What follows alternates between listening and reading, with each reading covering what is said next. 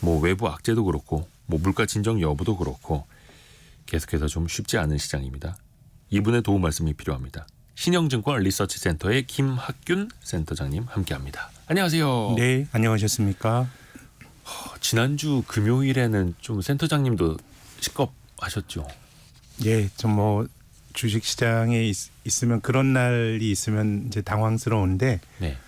근데 보면 뭐 또 시장에 늘 있는 일인 듯합니다. 1년에 한두 번 정도 있고 늘 있는 일이긴 한데, 근데 뭐 주식시장에 어쨌든 관계가 있는 사람 입장에서는 뭐 주가가 그렇게 떨어지면 뭐 많이 받더라도 뭔가 좀 놀라운 마음이나 이런 것들은 뭐 늘 비슷한 것 같습니다. 그렇죠. 그 모든 것들이 다 실시간으로 반영되는 게 네. 자본시장이기도 하고. 근데 일단은 뭐 세부적인 건 잠시 후 여쭙겠습니다만 예전에 그 러시아 우크라이나 침공 때도 그랬고 이스라엘과 하마스 간의 네. 전쟁 때도 그랬고 또 이번에 뭐 이스라엘과 이란과 이스라엘 서로 또 이제 막 보복을 주고받지 않았습니까? 이런 일이 터지면 일단 기본적으로 투자자는 좀 어떻게 대응을 하는 게 좋겠습니까?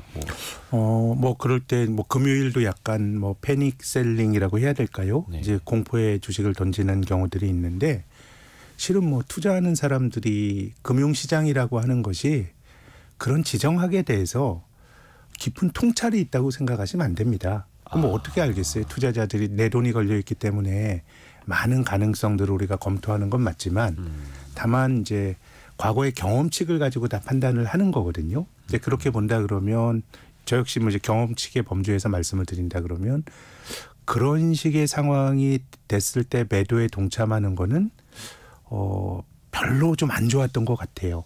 예, 뭐 지금 이스라엘과 이란과의 관계가 어떻게 될지 우리가 단언할 수는 없지만, 그래도 아시아 증시가 열렸던 금요일 날에 이제 이란의 이스라엘의 이란 공격 소식이 이제 전해지면서 주가가 많이 빠졌죠.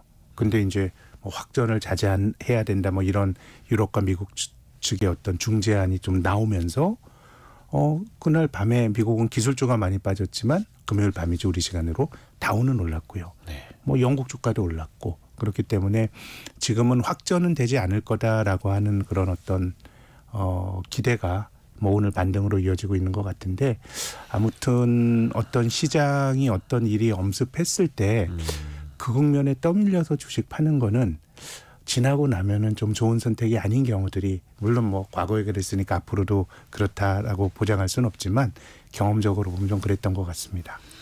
어떤 뭐 전쟁의 공포라든지 이런 것들이 갑자기 엄습했을 때 시장에서 깊은 통찰이 있는 게 아니다. 그저 어떻게 보면 이제 감정에 휩쓸릴 네. 수도 있는 거고, 일단은 그 사실부터 좀 깨달아야겠네요. 네, 네. 6938님이 김학균 센터장님 말씀 듣고 있으면 왠지 안도감이 들어서 기다릴 수 있게 되네요라고 보내주셨고요. 근데 이제 코스피가 2,600선 깨졌었고 2,550선까지 또 내려앉기도 네. 했었습니다. 뭐 불과 2,700 회복한 지 또 얼마 안 돼서 네. 이런 조정이 나타났거든요. 또 이란, 이스라엘 또 이런 지정학적 문제 언제 또 어떻게 될지 모르겠고, 네. 일단 좀 2분기 이 시장은 좀 쉽지 않을 거라고 봐야 할까요? 저는 그렇게 보진 않습니다. 네. 일단 지금 우리 주가가 작년 말보다 낮아졌고, 대략 장기적으로 지금 주가가 한 2,500포인트 수준이라 그러면 이게 우리가 한 7년 전에도 한 갔던 수준입니다. 이제 그 이후로 우리 기업들이 벌어놓은 자산이 뭐 한 800조 원 이상 늘어났기 때문에 이 지금 주가가 어느 정도 뭐 비싸지 않다라고 하는 게 이게 바닥이란 얘기는 아닙니다. 바닥이나 고점은 우리가 알 수는 없는데 우리가 바닥이나 고점을 찍을 수 있는 사람은 저는 없다고 생각합니다. 다만 이제 지금 정도 수준이 그렇게 고평가된 영역이 아니라고 생각하면 일시적으로 주가가 밀렸더라도 회복은 언제든지 될 수 있는 뭐 그런 범주에서 말씀드리면, 장기적으로 보면 우리 주식이 2,500선이라 그러면 너무 그렇게 막 겁에 떨 만한 그런 수준은 아니다라는 말씀을 드리고 싶고, 좀 이제 단기적으로 여러 가지 뭐 뉴스들을 본다고 좀 살펴보더라도 제 생각에는 뭐 이란과 이스라엘의 그 전쟁이라고 하는 거는 새롭게 벌어진 일입니다. 새롭게 벌어진 일인데, 나머지 것들 미국 경제가 너무 괜찮아가지고 금리가 잘 안 떨어지고 인플레이션이 안 잡히고, 이건 실은 지난 1년 동안 우리가 2, 3월에 주가가 올라갈 때도 있었던 일이고요. 네. 중국은 1분기 경제 성적표가 생각보다 좋게 나왔지만 하나하나 뜯어놓고 보면 여전히 좀 걱정스럽지만 그래도 경기가 너무 안 좋으니까 경기 부양을 써서 뭔가 조금 이제 반등은 있었는데 이런 반등이 한두 분기 정도는 더 갈 것 같거든요. 그럼 이제 이란과 이스라엘의 충돌이라고 하는 거는 이제 새로운 뭐 잠재적으로 악재이겠죠. 그렇게 본다 그러면 미국이 금리를 빨리 못 낮춘다. 이건 악재입니다. 그런데 미국 경제가 좋다. 이건 호재고요. 우리나라 대미 수출이 지난 1분기에 중국보다 미국으로 더 많이 나갔거든요. 그럼 플러스 요인이고 크게 보면은 이제 중국이 한두 분기 정도 경기가 더 나쁘지는 쪽 그래도 좀 좋아지는 쪽으로 간다 그러면 제 생각에 소위 말하는 펀더멘탈이라고 하는 요인은 괜찮을 것 같고 미국이 금리를 못 낮추면 미국 금리가 높게 유지가 되면서 금융적인 환경은 많이 압박이 될 것 같거든요. 네. 그래서 뭐 늘 시장을 보면 뭐 100% 호재만 있는 것도 아니고 100% 악재만 있는 것도 아니고 다 섞여 있는데 지금 놓고 본다 그러면 그래도 펀더멘탈과 관련된 부분은 뭐 펀더멘탈이라는 게 고정된 게 아니고 네. 전쟁이 벌어지고 그럼 역동적으로 바뀌는 거긴 합니다만은 네. 중동전이 더 확전되지 않는다는 가정하에서 말씀을 드리면은 글쎄요 뭐 2분기에 주가가 계속 밀릴까? 오히려 뭐 지금 정도라 그러면은 뭐 반등할 수 있는 그런 가격대가 아닌가 이제 그런 생각을 갖고 있습니다. 장기적으로 고평가가 아니라면 그러니까 비싸게 산 게 아니라면 장기적으로 회복이 가능하다라는 말씀이시고요. 뭐 대외 변수는 뭐 하나하나 좀 살펴봐야 될 텐데 지금 원달러 환율이 또 다시 1,380원. 네. 1,400원 딱 찍으니까 정부에서 구두 개입이 바로 나왔고. 네. 근데 사실 1,400원이나 1,380원이나 뭐 크게 진정된 것 같지도 않고요. 그렇죠. 예. 이 외환 시장 상황 좀 어떻게 보고 계세요? 근데 지금은 원화 약세라기보다 뭐 오늘 조간을 보니까 원화가 뭐 유독 더 다른 통화보다 약한 통화의 축에 들어가는 건 맞지만 네. 엔화 같은 게 원화보다 더 약했고요. 우리 원달러 환율은 뭐 길게 보면 2022년 네. 아니면은 짧게 보면 2022년, 길게 보면 2008년 금융위기 이후로 가장 높은 수준인데요.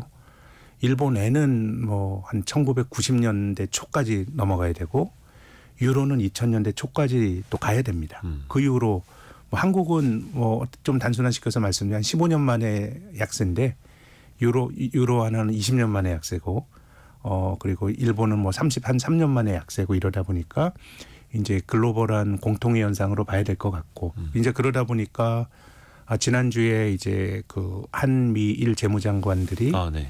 약간의 이제 사실 이런 경우들이 많지는 않은데 이 환율에 대해서 뭔가 좀 이제 공동 그 발언이 나왔죠. 네. 근데 이제 매우 흥미로운 게 지금은 미국 경제가 너무 좋으니까 미국이 금리를 못 낮추고 그러다 보니까 이제 미국 달러 가치가 높아진 현상이 발생하고 있는데요. 지난주인가요? IMF가 이제 10월과 4월 달에 세계 경제 성장률 전망치를 발표하는데 그렇죠.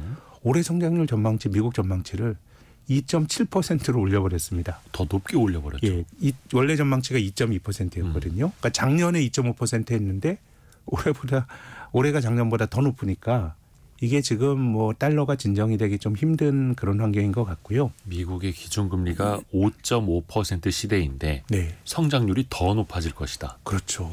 그래서 저는 일단은 그래도 한미일 장관이 좀 만나면서 2008년도 이후로 글로벌 경제가 참 어떻게 보면 시장 중심 논리로 움직이기보단 중간중간에 전쟁이 있고 이런 것도 있지만은 이 뭐 관료들 특히 중앙은행들이 막 이제 움직이는데 일반적으로 이제 중앙은행이 그 나라 경제의 최종 대부자 역할을 한다 그러죠. 네. 막 금융기관들이 어렵고 돈이 안 돌면은 중앙은행이 은행을 통해서 유동성을 주입시키면서 금융위기를 막는데 2008년 이후로는 미국의 연방준비제도가 다른 나라 중앙은행의 최종 대부자 역할을 합니다. 통화 스왑이라는 형태를 통해서. 네. 그래서 저는 지금 뭐 우리나라 원달러 환율이 막 올라가고 하는 게 어쨌든 우리가 교역을 하고 글로벌 경제 활동을 하면서 살아가는 입장에서 보면 뭐 이게 코스트가 높아진다라는 의미거든요. 이게 좋은 일 아닙니다. 그렇기 때문에 여러 가지 걱정을 해야 되겠지만은 이게 지금 한국에서만 벌어지는 일은 본질적으로 아니고 또 미국과 일본과 약간의 공조의 움직임도 있기 때문에 제 생각은 이것이 심각한 위기로 가고 이런 거라기보다는 뭔가 미국 밖의 금융자산에 대한 투자 매력도는 떨어뜨리는 게 맞거든요.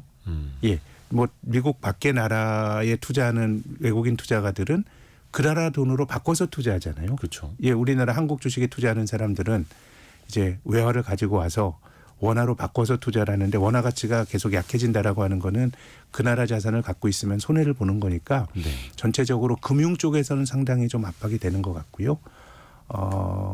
다만 이제 이게 뭐 심각한 위기로 전이가 되고 이렇게 보는 거는 조금 과한 것 같고 제 판단은 그런데 아주 장기적으로 보면 제 생각에는 이제 지금도 보면 주식시장도 가장 잘 올라갔던 종목이 꺾이면서 판이 깨지거든요. 네. 근데 선도주가 꺾이면서 이제 시장이 무너지죠. 우리나라는 이제 삼성전자가 주도했던 여러 시장 흐름에서 결과적으로 삼성전자가 꺾이면서 시장이 어려움으로 가는 경우들도 많았는데요.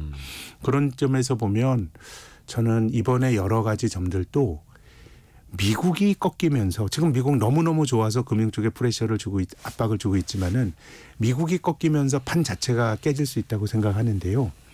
그래서 저는 흥미롭게 보는 게 미국의 재정입니다. 미국의 재정이. 예. 지금 미국 경제가 이렇게 좋은 것도 바이든 행정부가 재정 적자를 감수하면서 돈을 푸니까 네. 경기가 좋은 건데요.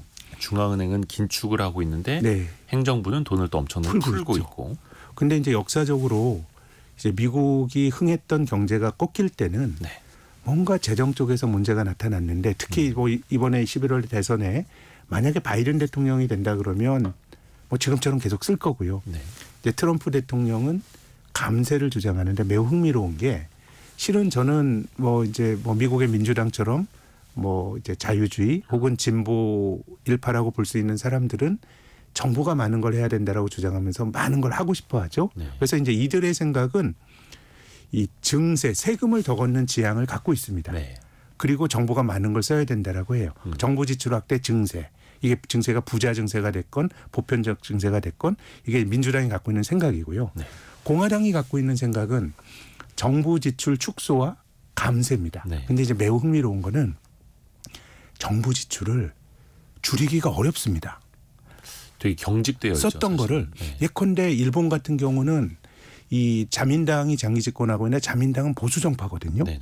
근데 자민당이 하고 있는 걸 보면 거의 사회주의적인 예, 뭐 정부가 개입을 너무 많이 하잖아요. 네. 그래서 혹자는 일본을 가장 성공한 사회주의 국가라고 말하기도 했거든요.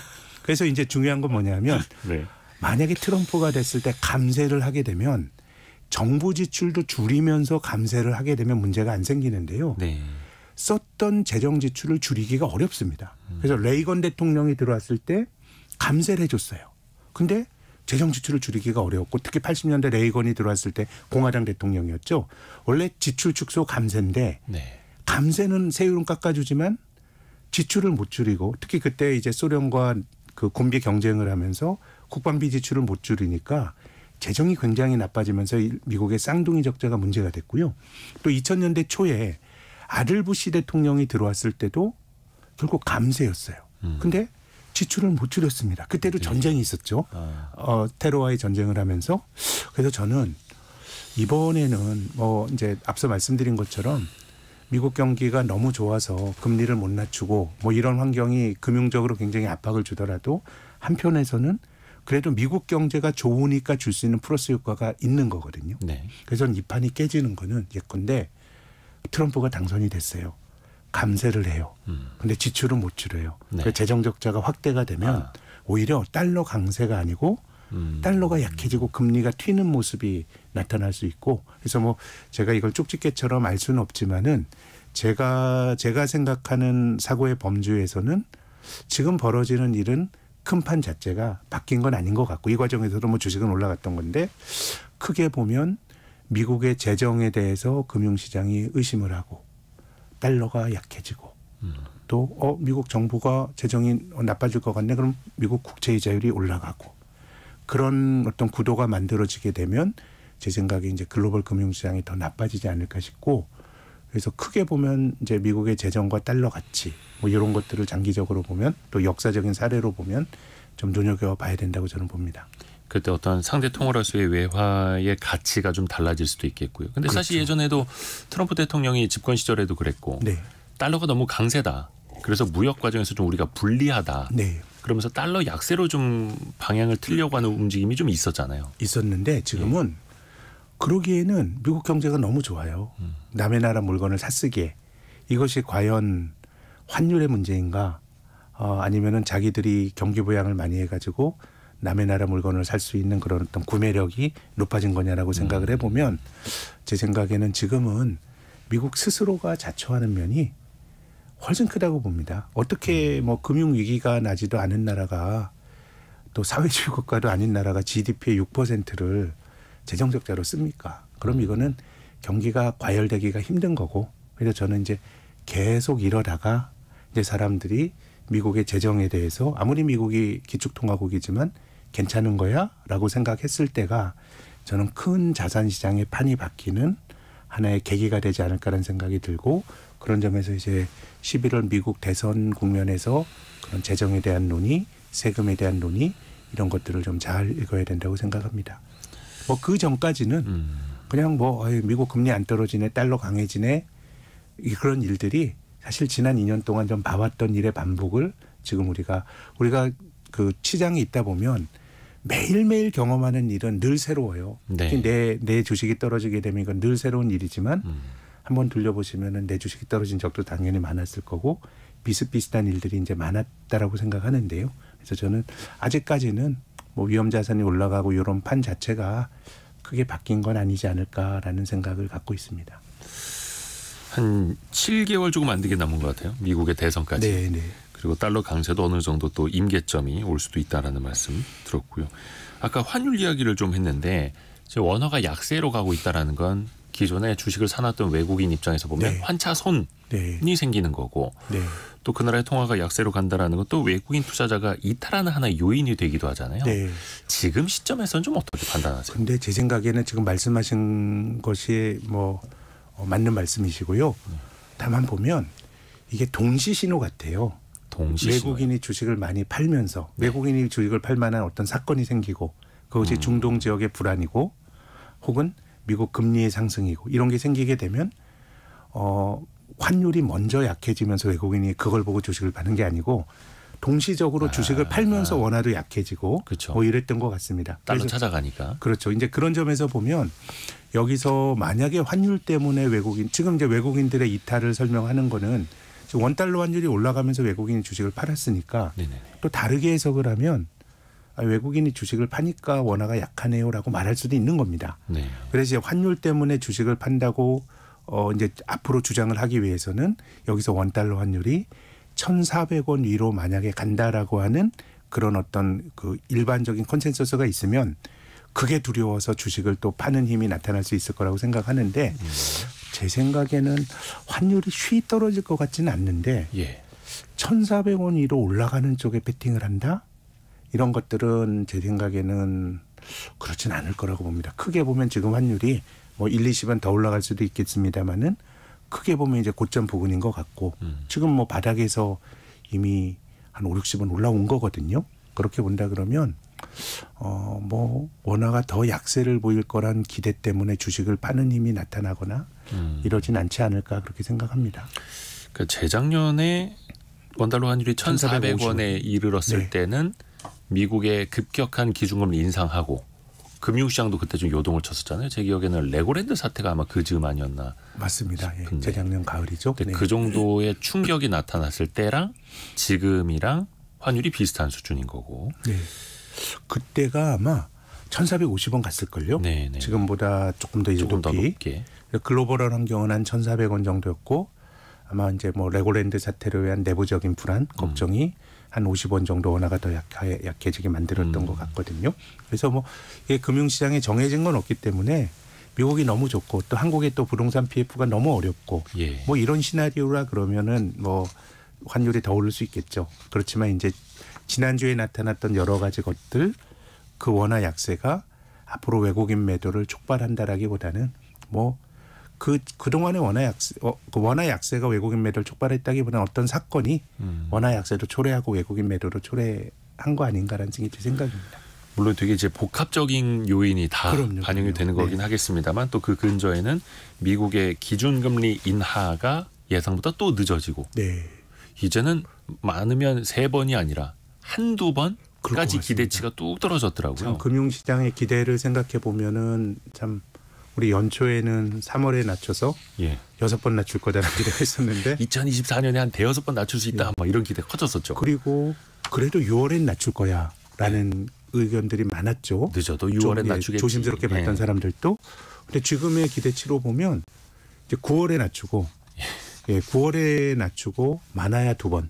11월에 낮추려나 더 못 낮추려나 요 정도 와 있죠. 네, 그러니까 지금 이제 기대 자체는 많이 후퇴했던 것 같고 그래서 아무튼 저는 미국 경제가 이건 꼭 이렇게 말씀드린 게 옳은지 모르겠지만 뭐 투자자 입장에서 보면 뭐 올해 꼭 뭐 2.7% 성장해야 되나요? 잠재 성장률 위로 그냥 적절하게 경제가 좀 뭐 적절하게 둔화가 되고 물가도 좀 둔화가 되고 이런 환경이 만들어지는 게 이제 좋은데 아무튼 지금 미국 경제가 너무 뜨겁다는 게 미국과 미국 밖의 나라의 굉장히 심한 불균형을 좀 만들어내고 있는 것 같습니다. 곽아람님이 경제 알못, 그러니까 경제를 잘 모르는 사람이었는데 임신하면서 아침마다 성공예감으로 조기 교육 태교하고 있다고 보내주셨습니다. 아, 이 또 좋은 태교가 되는 좋은 방송입니다. 또 김학균 센터장님 덕분에 좋은 이야기 또 쉽게 우리가 전달해서 듣고 있고요. 좀 쉽지 않은 이야기를 더 해봐야 되는데 한동안 또 우리 서학개미들의 최애 종목이었던 엔비디아. 이제 주가 $1,000 간다. 뭐 이러면서 또 기대감이 높았었는데 최근에 아주 급격하게 주가 조정을 받고 있습니다. 네.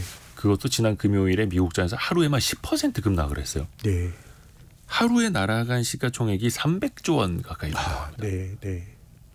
그러니까 거의 하루에 한 삼성전자 한 70% 되는 돈이 날아간 거예요. 네, 그렇습니다. 물론 이건 엔비디아 입장에서인데 이것부터 좀 한번 진단을 좀 해주실까요?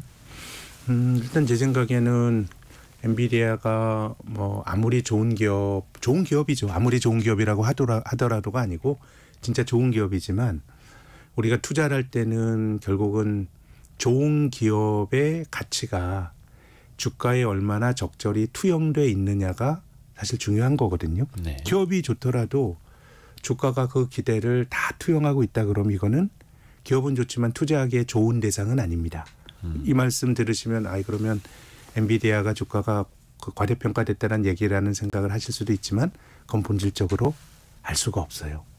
예, 지금 갖고 있는 기대가 저는 아주 황당한 것도 아니고 가지고있는데 이제 얼마나 적절하게 반영돼 있느냐는 알 수가 없고 그래서 제가 말씀드리고 싶은 거는 지금 테슬라가 지금은 완전히 추세가 꺾였죠.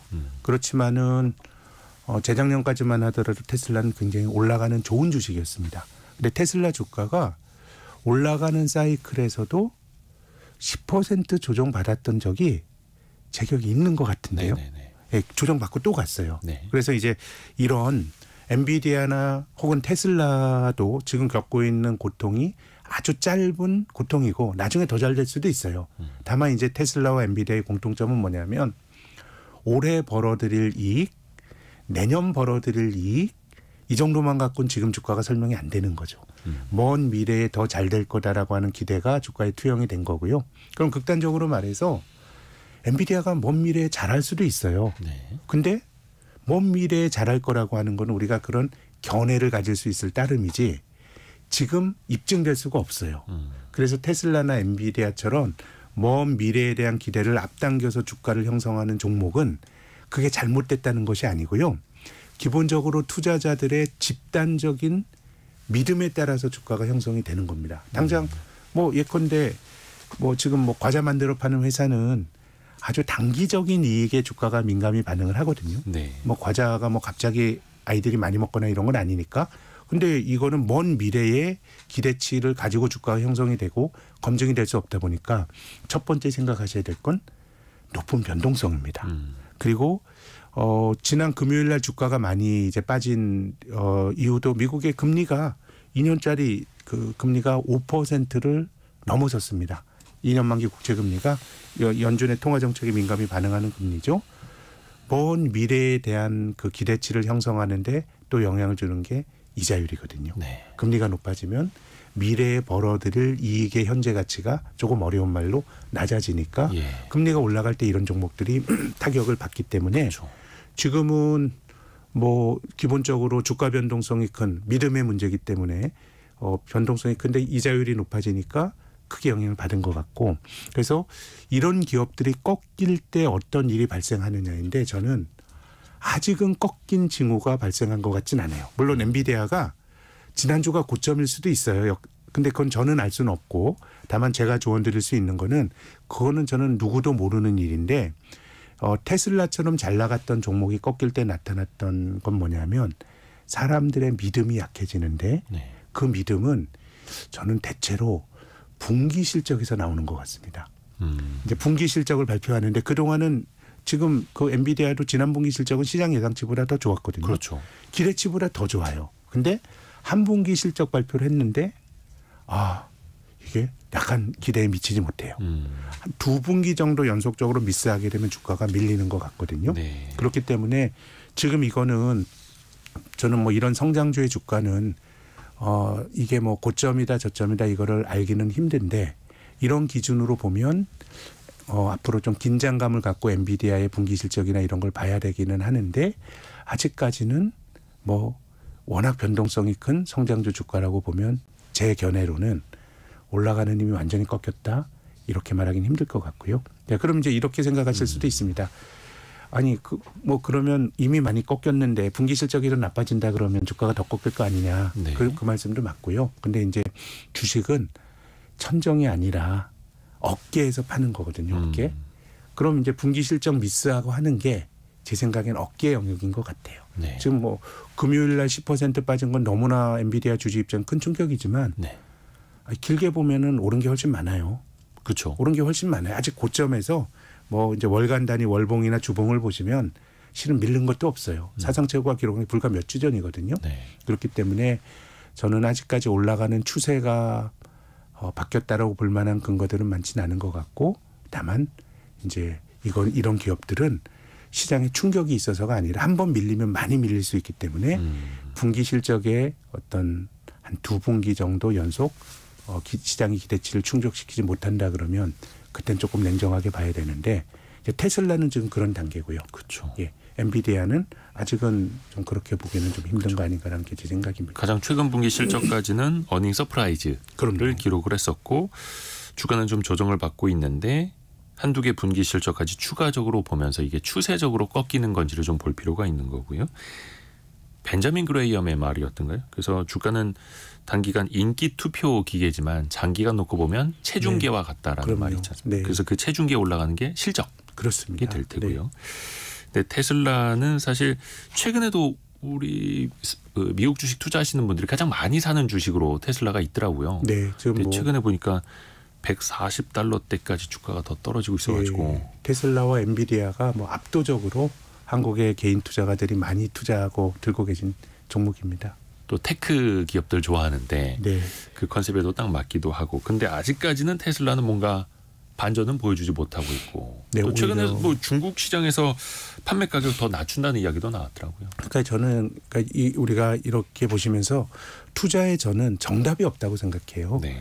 이 뭐 성장주, 가치주 뭐 이런 게 뭐 어디 있어요. 결과적으로는 돈을 버는 게 중요한 거고 그쵸. 내가 잘할 수 있는 거 하면 되는 건데 이제 성장주 주가라고 하는 건 늘 이런 게 이제 투자에 내재가 돼 있다라고 봐야 됩니다. 주가의 진폭도 훨씬 더 크고 올라갈 땐 짜릿하지만은 이제 조정도 깊게 받는 속성이 있는 것 같고 그래서 크게 보면 이제 높은 변동성은 성장주 투자자가 이제 감내해야 될 투자에 있어서의 또 큰 비용 중에 하나라고 봅니다.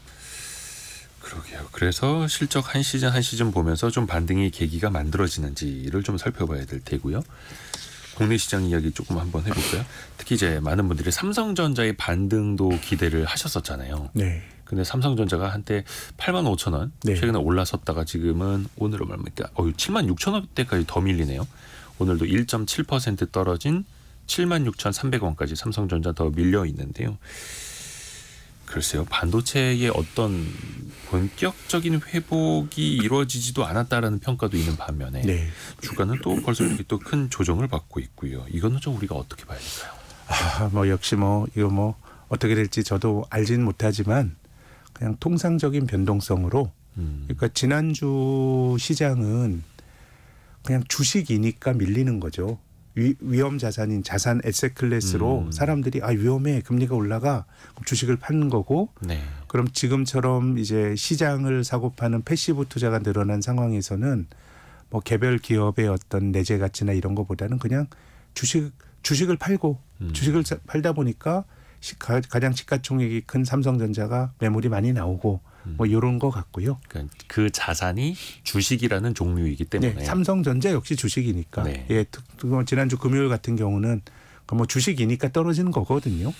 그렇게 본다 그러면 아직까지 뭐 이제 삼성전자에 대해서 가졌던 기대, 반도체 경기가 좀 돌아설 거다. 특히 뭐 삼성전자는 기존의 범용 메모리 칩을 많이 만드는 회사 아닙니까? 네. 그런 기대가 아직 뭐 꺾였다라고 할 그런 징후들은 좀 약한 거 아닌가. 오히려 엔비디아 같은 경우는 AI 칩인데 네. 이제 이런 생각들 많이 하거든요. AI가 전기도 많이 잡아먹고 가고 하는데 이것도 그걸 하는 사업자들이 그걸 가지고 어떻게 돈을 벌 거냐. 뭐 이런 고민들을 또 경우에 따라 할 수가 있는데 지금 삼성전자 공장에서 만들어내는 그런 범용 메모리 칩들은 그냥 뭐 순환적 사이클을 따르는 건데 그렇게 본다 그럼 저는 삼성전자 주가도 이게 뭐 꺾일 때 나타났던 여러 가지 통과 어떤 시그널들 이런 것들이 나타나지는 않지 않았나. 그래서 뭐 저는 뭐 지금 정도 주가에서는 조금 낙관적으로 봅니다. 좋습니다. 그리고 이제 슬슬 1분기 실적 시즌이 시작이 됩니다. 또 미국 기업들도 실적 시즌 이번 주 보니까 메타, 마이크로소프트, 알파벳, 아마존, 인텔 등등 쟁쟁한 기업들이 이제 실적 발표 앞두고 있는데요. 네. 어떨까요? 최근에 좀 시장이 흔들리고 있는 와중에 1분기 실적 발표. 이번엔 어떻게 전망이 되시나요? 근데 뭐 지금 뭐 어차피 그 시장의 기대치를 전해드릴 수밖에 없는데 네. 지금 뭐 매그니피선트 세븐이라고 하네요. 아주 위대한 미국의 나스닥의 위대한 기술주 7개 이런 쪽은 뭐 이익 증가율 전망치가 합치면 뭐 40%가 넘으니까요. 눈높이가 굉장히 높은 네. 거죠. 그러니까 높아져 있기 때문에 실은 그것 자체가 좀 불안하다고 볼 수도 있고 왜냐하면 그 눈높이를 못 맞추면 주가가 떨어질 텐데 근데 이제 지금까지는 높아진 눈높이를 계속 충족시키거나 아니면 상회하는 실적을 나타내면서 지금까지 이제 온 거거든요. 근데 이제 1월부터 3월까지가 뭐 그 지나간 분기에 대한 건데 지금 이 기술주들이 미국의 전체 경제가 움직이는 것과 기술주의 비즈니스 영역은 조금 다르긴 하지만 1분기에 미국 경제가 상당히 괜찮았었을 식성 싶거든요. 뭐 고용도 괜찮았고 뭐 소매 판매나 이런 것도 뭐 계속 좋았기 때문에 그래서 뭐 조금은 이제 주가도 미국 주가도 고점에서 밀려 내려왔기 때문에 저는 악재가 되기보다는 오히려 뭐 조금 더 반등의 계기가 되지 않을까 저는 그런 생각을 갖고 있습니다. 어떻게 보면은 주가가 막 사상 최고치 경신하면서 굉장히 과열되어 있을 네. 때보다 최근에는 뭐 금리나 중동 지역 전쟁 이슈로 좀 조정을 받았을 때가 오히려 조금은 그러면 부담감은 사라졌다라고 볼 수도 있는 거겠네요. 네, 네. 뭐 지나고 나서 결과적으로 이게 크게 꺾이는 판에 초입부일 수도 있어요. 있지만은 이제 중간 중간에 조정은 나타날 수가 있고 그래서 저는 시장은 추세가 있기 때문에 아주 고점이나 저점에서 살라 그러면 안 되고요. 팔 때는 강세장에서는 충분히 꺾이는 걸 보고 팔아야 됩니다. 아하. 꺾이기 전에 팔면 좋죠. 그렇지만 우리가 올라갔다 그래서 주식을 팔게 되면 강세장에서 제대로 벌지 못하는 거고요. 우리가 떨어질 때도 마찬가지입니다. 아니, 바닥에서 사면 좋죠. 그렇지만 내가 바닥인 줄 알고 샀는데 이게 지하 1층, 지하 2층도 있을 수 있거든요. 그래서 우리가 보통 무릎에서 사서 어깨에서 팔아라는 얘기를 하잖아요. 이거는 겸양지덕을 말하는 게 아니에요. 주가가 올랐는데 20% 올랐으니까 충분히 벌었으니까 팔자라는 게 아니고 그쵸. 주식이라고 하는 거는 올라갈 때나 떨어지는 일종의 추세가 있으니까 고점이 아니더라도 충분히 꺾이는 걸 보고 팔자는 겁니다. 그럼 고점에서 파는 것보다 충분히 꺾이는 것도 아마 잘 못 팔 거예요.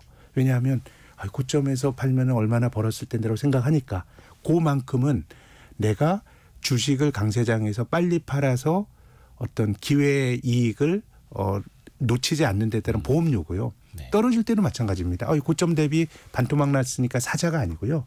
바닥을 치고 돌아서는 국면, 하락 관성이 끝나고 올라갈 때 사는 거고요. 그래서 이 주식을 파는 어깨에서 파는 어깨는 올라가는 어깨가 아니고 떨어지는 어깨고요. 무릎에서 사는 무릎은 떨어지는 무릎이 아니고 바닥을 치고 어느 정도 돌아가는 걸 보고 그 사야 된다는 얘기니까. 그래서 하루하루 주가만 놓고 보면 뭐 이제 우리가 조울증 환자처럼 세상이 너무 좋아 보이고 세상이 너무 비관적으로 보이지만 아직까지 크게 보면 최근에 벌어진 일은 뭐 큰 추세와는 저는 상관이 없는 일이라고 봅니다. 이게 더 진전이 될 수 있죠. 그렇지만 우리가 지금은 주가가 전체적으로 높은 상황이니까 어깨를 잘 기준을 설정을 해서 그때가 되면 뭐 팔아야 되는데 아직은 저는 그런 상황은 아니지 않은가라는 생각입니다. 그렇죠. 그 이제 머리에서 내려오는 어깨 혹은 발바닥에서 올라가는 무릎 즈음이라면 또 그게 왜 내려오는지 왜 올라가는지 배경도 분명히 또 그때 같이 공부를 해야겠고요. 약간 잠깐 그 김학균 센터장님하고 별책부록 같이 듣는 느낌이었습니다. 네. 별책부록 같이 안 한 지 너무 오래됐는데요. 예. 책 좀 하나 골라주십시오. 예. 그리고 어제 최상목 부총리가 이제 기자들 만나가지고 간담회한 내용들이 많이 이제 보도가 됐는데요. 밸류업 프로그램 일환으로 배당 소득을 분리과세. 하는 방안을 또 이제 운을 띄웠습니다. 네. 이 배당소득 분리과세에 대해서는 필요성이나 그 효과는 좀 어떻게 보고 계세요? 일단은 투자라고 하는 건 기본적으로 여유 있는 사람들이 한다고 생각해야 됩니다. 돈이 있으니까 주식 투자하는 거고요. 네네네. 돈을 빌릴 신용이라도 있으니까 주식 투자를 하는 겁니다. 그렇게 본다 그럼 지금 배당으로 2천만 원 이상 배당소득을 받게 되면 이게 종합과세로 분류가 돼서 이 있는 사람들에게 좀 뭐 불편한 거는 맞으니까 저는 뭐 관료들이 진정성을 갖고 고민하는 건 되게 반가운 일이라고 봅니다. 다만 장기적으로 보면 이거는 관료들이 인센티브를 줘서 할 일이 아니고요. 기업과 주주들이 풀어야 될 일이고 그래서 지금 일본에서 벌어지고 있는 여러 가지 논의들이 정부의 지원도 있지만 기업과 주주들이 소통해라. 꼭 배당을 왜 많이 해야 돼? 설비 투자 많이 할 기업들은 배당하지 않고 투자해도 되는데 본질은 기업과 주주들이 소통을 하는 거를 장을 만드는 거는 일본이 10년 동안 해온 일이고요. 그래서 한국의 밸류업은 너무 정부와 기업의 관계로 정부가 어떻게 인센티브를 주느냐로 협소해지는 것 같고 장기적으로 이 구도가 정부와 기업이 아니고 기업과 주주들의 구도로 저는 바뀌어야 된다라고 봅니다. 그렇죠. 기업과 주주 사이에 뭔가 좀 더 자율적으로 되면 좋겠죠. 그래서 뭐 상법 개정안이나 이런 걸 통해서 주주권이 강화될 수 있는 그런 인프라 마련되는 게 저는 굉장히 중요하지 않을까 생각합니다. 그렇죠. 근데 다만 그게 자율적으로 또 잘 안 되다 보니까 많은 소액 주주들이 저 기업들 좀 어떻게 좀 해주세요. 또 정부에 또 읍소하고. 그래서 정부가 또 법을 만들고 법을 고치고 있고 그런 상황. 조금 더 물 흐르듯이 대한민국 증시가 좀 자연스럽게 주주 환원도 좀 많이 할 수 있는 그런 증시가 좀 됐으면 하는 바람도 가져봅니다. 오늘 신영증권 리서치센터 이끌고 있는 김학균 전문인과 함께했습니다. 고맙습니다. 감사합니다.